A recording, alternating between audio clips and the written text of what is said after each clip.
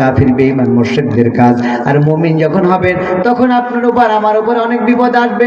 আল্লাহ রাব্বুল আলামিন 10তম পারার মধ্যে সুন্দর করে বলে দিলেন, কুল লা ইউসিবানা ইল্লা মা কাতাবাল্লাহু লানা হুয়া মাওলানা ওয়া আলাল্লাহি ফালিয়াতাওয়াক্কালিল মুমিনুন।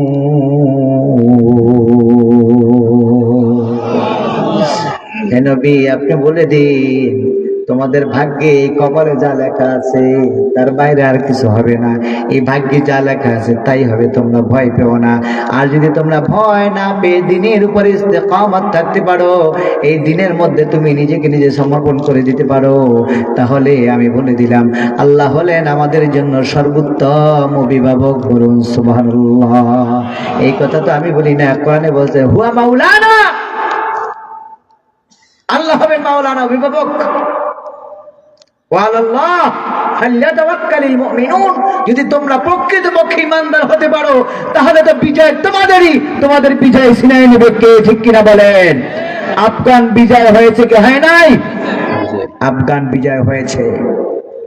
এভাবে বিজয় হতেই থাকবে, হতেই থাকবে, ঠেকানোর ক্ষমতা কারো নাই। ঠিক কিনা বলেন?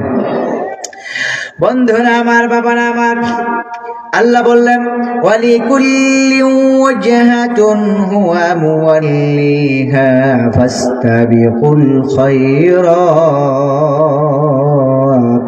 আল্লাহু আকবার। হে নবী, প্রত্যেক জাতির জন্য নির্দিষ্ট কিবলা রয়েছে, সে তার কিবলা অনুসরণ করে।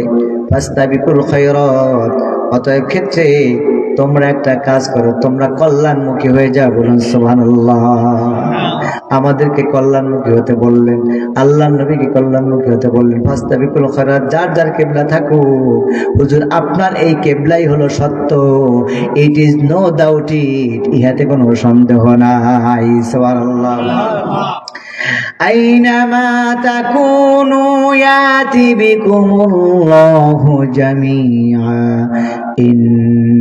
ইন্নাল্লাহা আলা কুল্লি শাইইন কাদির।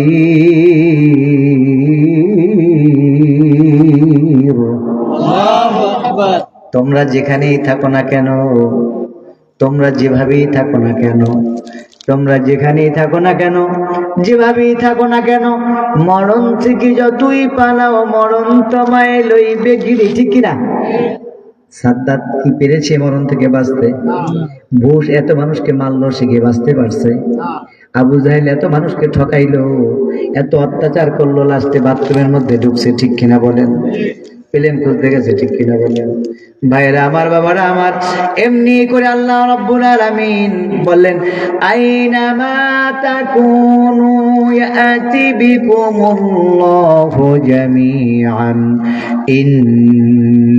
ইন্নাল্লাহা আলা কুল্লি শাইইন কাদির।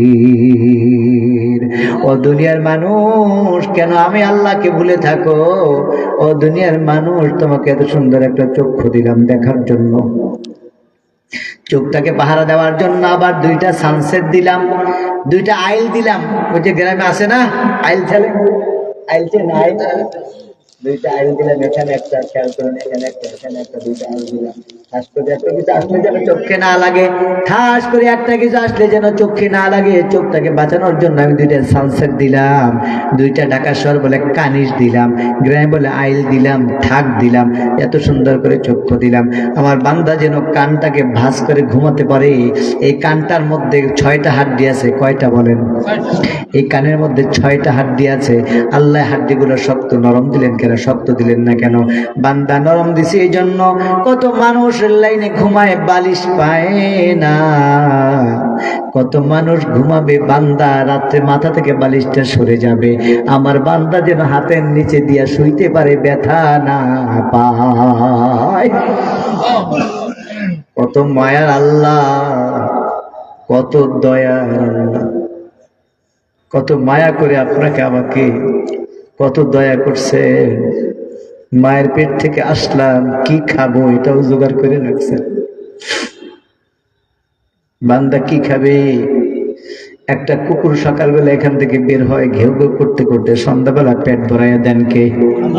জবান বন্ধ রাখবেন না। সকালবেলা সুবে সাদেকের সময় কাক পাখি উড়ে উড়ে উড়ে উড়ে এক গ্রাম থেকে আর এক গ্রামে যায়, সকাল সন্ধ্যাবেলা পেট ভরাইয়া দেন কে? একটা বক সকালবেলা খালি পেটে বের হয়, পেট ভরাইয়া দেন কে?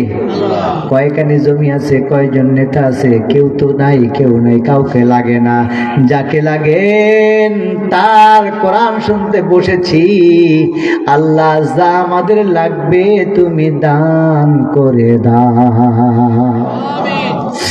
বন্ধুরা আমার, বাবারা আমার, এই জন্য বললেন وَمِنْ حَيْثُ خَرَجْتَ فَوَلِّ وَجْهَكَ شَطْرَ الْمَسْجِدِ الْحَرَامِ। নবী আপনি যেখানেই থাকুন না কেন আপনার মুখকে মসজিদ হারামের দিকে ফিরান।